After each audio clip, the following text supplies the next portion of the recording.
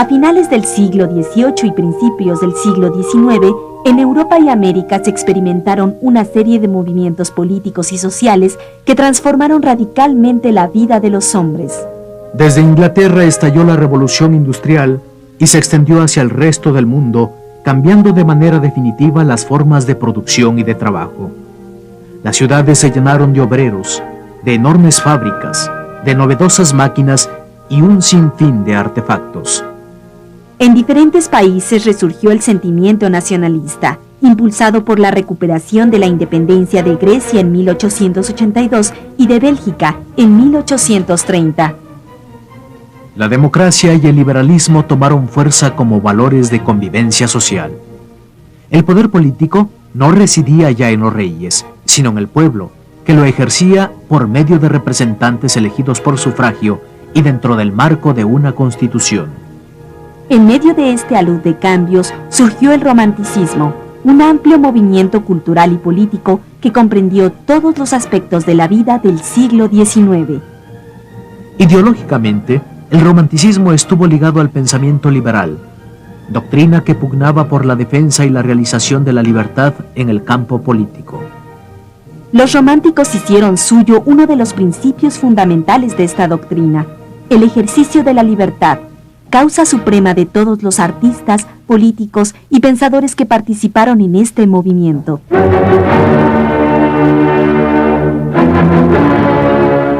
Alemania fue la cuna del romanticismo, aunque rápidamente este movimiento contó con partidarios y seguidores en el resto de Europa y América.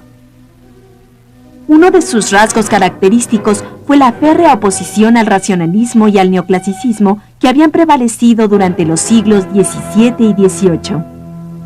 Al orgulloso símil de la luz enarbolado por los pensadores de la Ilustración, los románticos contrapusieron el gusto por la noche y su misterio, así como el predominio de la imaginación, los sentimientos personales y la audacia expresiva.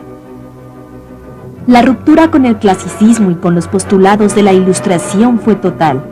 Voltaire, como todos los perezosos, odia el misterio, escribiría el poeta francés Charles Baudelaire.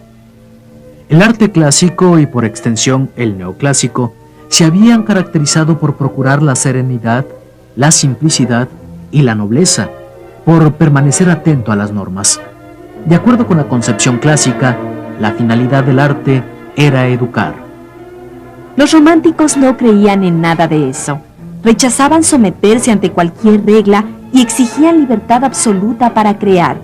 El arte debía conmover, despertar emociones en el espectador y no educar. El romanticismo no se limitaba a los estatutos de la razón.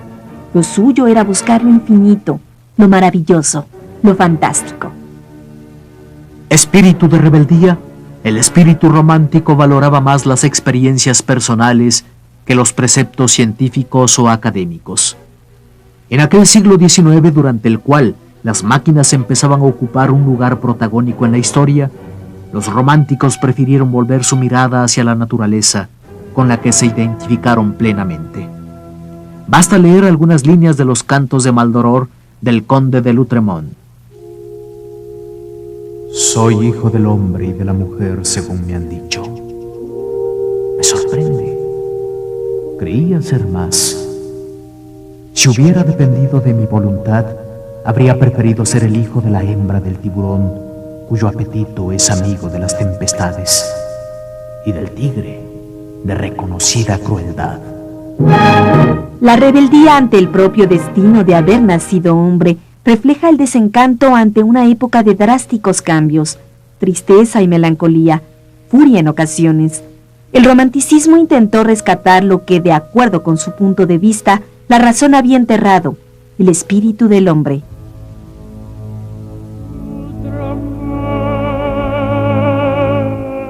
Como parte de la búsqueda de lo fantástico, surgieron personajes legendarios. La novelista inglesa Mary Shelley dio vida a Frankenstein, mientras el irlandés Bram Stoker retomó en su libro Drácula un antiguo mito del centro de Europa. Ambas obras formaron parte de una vertiente del romanticismo, el género gótico, que predominó en los países germanos y anglosajones. Dicha vertiente se distinguió porque en ella la presencia de la muerte y de espectros fantasmales se apoderaron de la imaginación de los artistas. Frankenstein es un monstruo sintomático de la época, pues de alguna manera es hijo del pensamiento científico y de un momento histórico donde los valores humanistas se sintieron amenazados por la ciencia. El mismo rayo que en el terreno de la ficción dio vida al temible Frankenstein era una realidad ya durante el siglo XIX, pues la ciencia continuó su impresionante desarrollo en todas las áreas. Durante esta época, Benjamin Franklin logró captar por primera vez la electricidad. Asimismo, Edward Jenner descubrió en Inglaterra la vacuna contra la viruela. Tales avances no calmaron las atormentadas almas de los románticos, quienes continuaron escudriñando los sinsabores de su tiempo. Uno de los principales precursores del movimiento romántico fue el poeta alemán Johann Wolfgang Goethe. En Fausto, obra maestra del romanticismo, Goethe mezcló elementos de la religión cristiana con los mitos grecorromanos y germánicos. El resultado fue un extenso poema dramático, de belleza aterradora y embriagante. En dicha obra, Goethe retrató al hombre moderno dominado por el constante afán de obtener riqueza y poder, capaz de cualquier cosa para conseguir sus objetivos. Mientras Goethe dibujaba al hombre como un monstruo devorado por la ambición, en el mundo real los obreros encabezaban numerosos actos de protesta contra la explotación laboral en las fábricas. En Inglaterra se persiguió a los pensadores radicales por temor a que implantaran sus ideas en favor de los obreros miserables.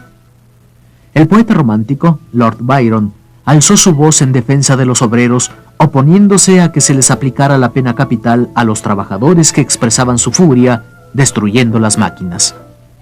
En España, el pintor Francisco de Goya escribiría una notable sentencia de su tiempo. El sueño de la razón produce monstruos. Esos monstruos se encontraban representados en el advenimiento de un mundo donde se permitía la explotación de los hombres, pero también en el fracaso de la Revolución Francesa y en la posterior tiranía impuesta por Napoleón, quien se hizo coronar emperador. Goya vivió de cerca las consecuencias de la monarquía napoleónica cuando las fuerzas militares de Francia invadieron España y fusilaron a numerosos civiles en las calles de la península ibérica. El pintor romántico dio cuenta de estas masacres en los cuadros titulados 2 de mayo de 1808 y 3 de mayo de 1808. El rechazo a la razón no era gratuito. Para los románticos, el culto excesivo al raciocinio había convertido a los hombres en esclavos. Por eso renegaron de las normas establecidas y buscaron abrir espacios a la pasión, al nacionalismo y al derecho a la individualidad.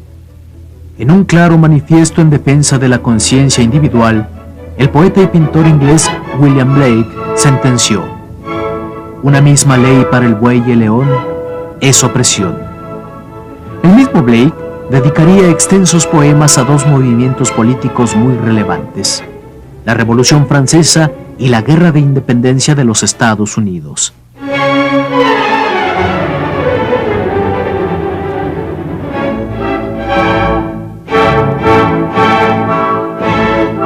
El romanticismo hizo suyas las luchas por la libertad, donde afloraban el heroísmo de los pueblos y en las cuales se manifestaba un profundo amor hacia la patria. Ideas románticas las hubo también dentro del ámbito político, pues eran ideas de liberación. Así, el carácter nacionalista de la Guerra de Independencia de los Estados Unidos, los sentimientos de la nación escritos por José María Morelos y el sueño de Simón Bolívar de la unión de todos los pueblos de América, gozaron de un aura romántica. En otras palabras, fueron movimientos que lucharon por la libertad espiritual y material de los hombres.